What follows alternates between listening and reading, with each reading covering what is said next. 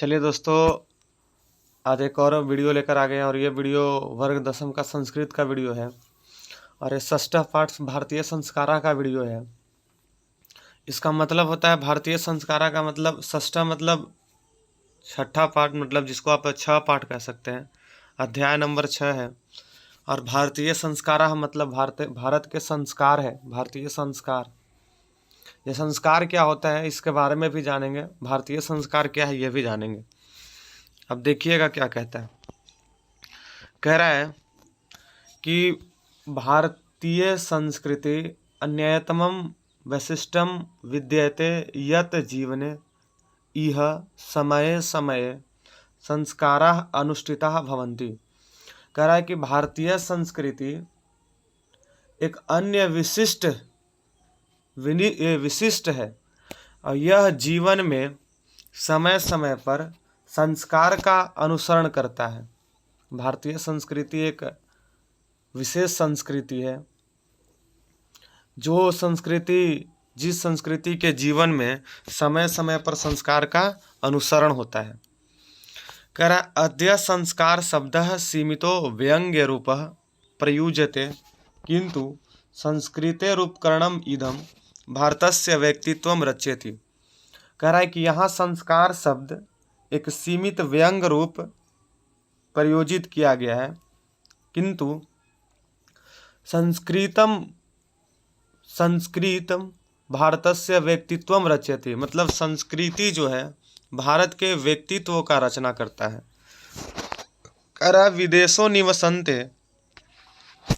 विदेशो निवसंतो भारतीय संस्काराणां प्रति उन्मुखा जिज्ञावच। कह रहा है कि विदेश में रहने वाले लोग भारतीय संस्कार के प्रति जानने को जिज्ञासा रहते हैं। उन्मुख मतलब जानने को जिज्ञासा उनके मन में भी रहता है, विदेश में रहने वाले लोगों के मन में भी। इसके बाद कह रहा है कि पाठे अस्मिन् तेषां संस्काराणां संक्षिप्तः परिचय महत्वं च निरूपितम्। कह रहा है कि इस पाठ में वह संस्कार का संक्षिप्त परिचय एवं उसके महत्व को निरूपण किया गया है या निरूपण किया जाता है। ठीक है, अब देखिए। कह रहा है कि भारतीय जीवने प्राचीन कालात संस्कारा महत्वम धारयन्। कह रहा है कि भारतीय जीवन में प्राचीन काल से संस्कार महत्व धारण किए हुए हैं। कह रहा है कि प्राचीन संस्कृतो अभिज्ञानम संस्कारेभ्यो जायते। कह रहा है कि प्राचीन संस्कृति का विज्ञान संस्कारों से ही जाना जाता है। कह रहा अत्र ऋषीणां कल्पना अस्ति यत् जीवनस्य सर्वेषु मुख्य अवसरेषु वेद मंत्राणां पाठः। कह रहा है कि यहाँ ऋषि का कल्पना किया गया है जो अपने जीवन का सभी मुख्य अवसर में वेद मंत्र पाठ में वरिष्ठानाम आशीर्वाद, छोटे बड़े को आशीर्वाद देने में या लेने में, होमः मतलब पूजा पाठ में, परिवार सदस्यानाम सम्मेलनम च भवेत्, परिवार सदस्यानाम के सम्मेलन होने में सभी जगह संस्कार की कल्पना की है, मतलब संस्कार की सहायता लिए है। कहाँ कहाँ? वेद मंत्राणाम पाठ में, वरिष्ठानाम आशीर्वाद में, होमा में, परिवार सदस्यानाम सम्मेलनम में। कह रहा है कि तत्सर्व संस्कारम अनुष्ठाने संभवती, और ये जितना भी कार्य है ये सब कार्य संस्कार के अनुसरण से संभव है। कह रहे एवं संस्कारा महत्वम धारयन्ति, एवं इस प्रकार संस्कार महत्व धारण करता है। कहता है किंच संस्कारस्य मौलिकः अर्थः परिमार्जन रूपेण गुणधानम रूपः च न विस्मर्यते। कह रहा है किंतु संस्कार का मौलिक अर्थ है कि उसमें आपके दोष को खत्म करके आपके गुण और रूप को याद किया जाता है। कह रहा है इसके बाद कह रहा है अत्र संस्काराः मानवस्य क्रमशः परिमार्जनेन दोष उपनयन गुणधानम च योगदानम कुर्वन्ति। कह रहा है अतः संस्कार मानव के दोष को हटाने के लिए, संस्कार गुण दान का एवं गुण को बताने के लिए योगदान भी करता है। ठीक है, कह रहा है कि संस्काराः प्रायेण पंचविधा सन्ति। संस्कार के 5 विधि होते हैं। कुल संस्कार तो 16 होते हैं, लेकिन 5 इनके विधि होते हैं। कह रहा पहला जन्म पूर्व स्त्रिय, दूसरा शैशव षट शैक्षणिक, मतलब जन्म पूर्व के समय संस्कार 3 होते हैं, इसका मतलब। और स्त्री बोल रहा है कि शैशव षटा शैक्षणिक, बोल रहा है कि शैशव काल में 6 होते हैं, शैक्षणिक में 5 होते हैं। गृहस्थ संस्कार विवाह रूपः एक, गृहस्थ संस्कार विवाह रूपी 1 होता है। मरणोत अनंतरम संस्कार च एक, और मरने के बाद 1 संस्कार होता है। मतलब जन्म पूर्व 3 में, शैशव काल में 6 गो, शैक्षणिक में 5 गो, गृहस्थ में 1 गो और मरने के बाद 1 गो। एवं 16 संस्कार भवन्ति, इस प्रकार संस्कार 16 होते हैं। 6 3 9 और 5 14, 1 15 और 1 16 संस्कार। कह रहा है जन्म पूर्व संस्कारेषु गर्भाधानम। अब कह रहा है कि जन्म पूर्व 3 कौन कौन होता है, तो जन्म पूर्व संस्कारेषु, जन्म पूर्व संस्कार में एक गर्भाधानम, और क्या कह रहा है, और दूसरा कह रहा है पुंसम वनम सीमंतोनयनम च एति त्रयो भवन्ति। ये 3 होते हैं, एक गर्भाधान, एक पुंसम वनम और एक सीमंतोनयनम। कह रहा है अत्र गर्भारक्षा गर्भस्थ संस्कार रोपणम। कह रहा है कि यहाँ इस संस्कार में गर्भ की रक्षा होती है, गर्भ में संस्कार का रोपण किया जाता है। गर्भश्चम प्रसन्नताम च यति प्रयोजनम कल्पितम अस्ति, और गर्भ जो गर्भवती है उसकी प्रसन्नता की कल्पना की जाती है, प्रयोजन की जाती है।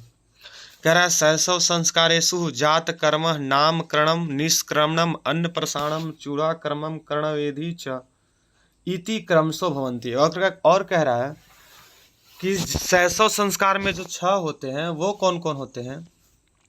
शैशव संस्कार में जो 6 होते हैं वो होते हैं, पहला कह रहा है कि जात कर्म, दूसरा नामकरणम, तीसरा निष्क्रमणम, चौथा अन्न प्रसानम, 5वां चूड़ाकर्ण और 6ठा कर्णवेदी। ये मतलब 6 संस्कार जो होते हैं जो शैशव काल के होते हैं। अब कह रहा है कि शिक्षा संस्कारेषु अक्षरारंभ उपनयनम वेदारंभ केशांत समवर्तनम च एति संस्कारा परिकल्पिता। कह रहा है कि शिक्षा संस्कार में जो 5 होता है वो एक अक्षरारंभ, एक उपनयनम, एक वेदारंभ, एक केशांत, एक समवर्तनम और एक 5 हो ही गया, एक अक्षरारंभ, एक उपनयनम, एक वेदारंभ, एक केशांत और एक समावर्तनम। और मतलब यही संस्कार का परिकल्पना किसमें किया जाता है, शिक्षा संस्कार में। इसके बाद कह रहा है कि अक्षरारंभे अक्षर लेखनम अंक लेखनम च शिशु प्रारभते।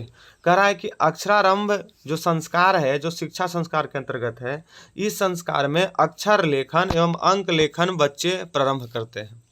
शिशु अक्षर लेखन और अंक लेखन प्रारंभ करते हैं। उपनयन संस्कारस्य अर्थः गुरुणाम शिष्यस्य स्वयं गृहे नयनम भवति। उपनयन संस्कार का अर्थ होता है गुरु शिष्य के घर में अपना नयन आते हैं, या अपने घर में गुरु के घर में आकर उन्हें वो अपने नयन को या आगे चलने की बात को सोचते हैं। और कह रहा है, क्या कहता है, कह रहा है कि तत्र शिष्या शिक्षा नियमान पालनम अध्ययनम करोति। और कह रहा है यहाँ आने के बाद जब बच्चे गुरु के आश्रम में जाते हैं, गुरु के घर में जाते हैं, तो कह रहा है वहाँ शिष्य शिक्षा के नियम को पालन करके अध्ययन करते हैं, पढ़ाई करते हैं। ते नियमः ब्रह्मचार्य वर्ते है समाविष्ट, और इस नियम को ब्रह्मचर्य नियम में समाविष्ट किया गया, मतलब ब्रह्मचर्य नियम कहा गया। करा प्राचीन काले शिष्य ब्रह्मचारी इति कथ्यते स्म। करा प्राचीन काल मतलब पुराने समय में शिष्य को ब्रह्मचारी कहा जाता था। गुरु गृहे एवं शिष्य वेदारंभ करोति स्म। कह रहा है कि गुरु के घर में शिष्य वेद का आरंभ करते हैं, कह रहा है वह आरंभ करते थे।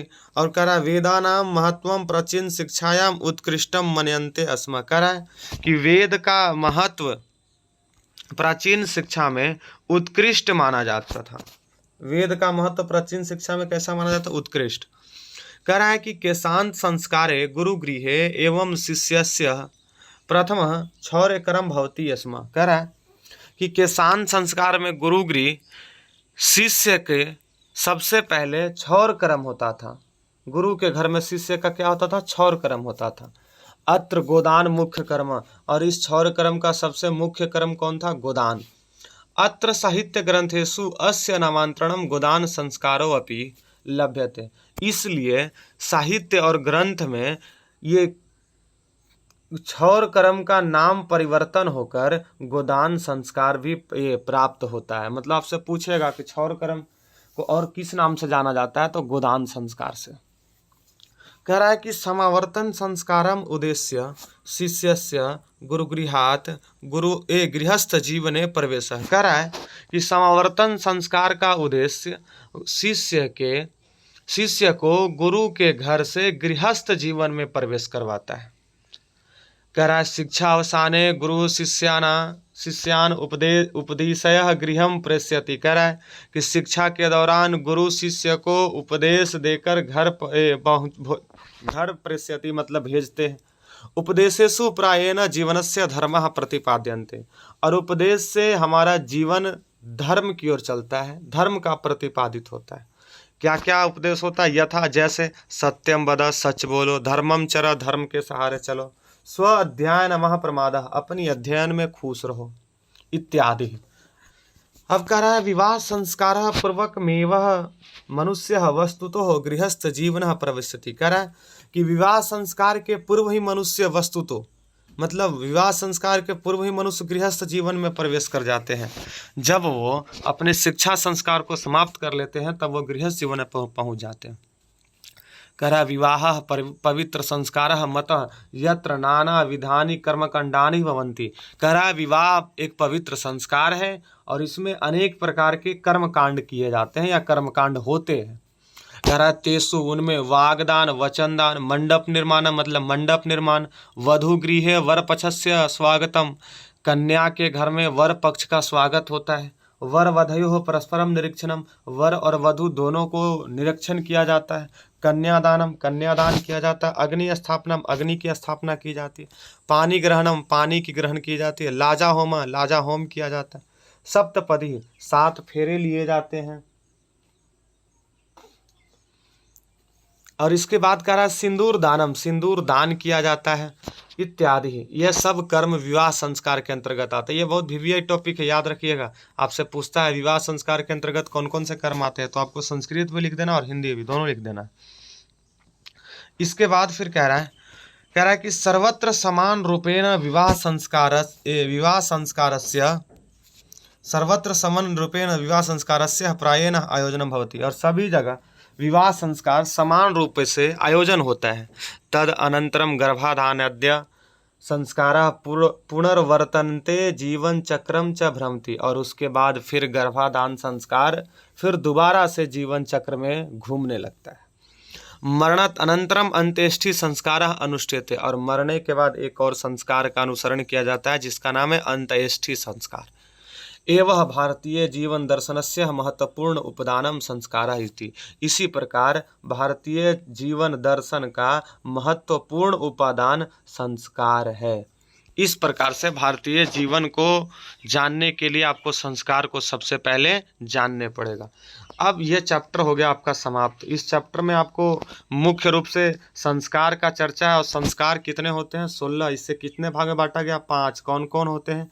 तो जन्म पूर्व स्त्री में होते हैं 3, शैक्षणिक के समय होते, शिक्षा के समय 5 और शैशव काल में होते हैं 6। उसके बाद फिर ये 5 हो गया, 6 हो गया। फिर इसके बाद होता है एक विवाह संस्कार और एक मरने के बाद। फिर से यही आगे फिर दोहराने लगता है। और एक क्षौर कर्म को गोदान संस्कार के नाम से भी जानते हैं। ये सब जो हमने बताया आपको ऑब्जेक्टिव है और हमें आशा है कि आपको ये चैप्टर समझ में आ गया होगा। अगर समझ में आया होगा तो एक लाइक कीजिएगा, सब्सक्राइब कर दीजिएगा। बाकी दोस्तों तो उनको शेयर कर दीजिएगा। बाकी फिर अगले चैप्टर को अगले वीडियो में बताया जाएगा।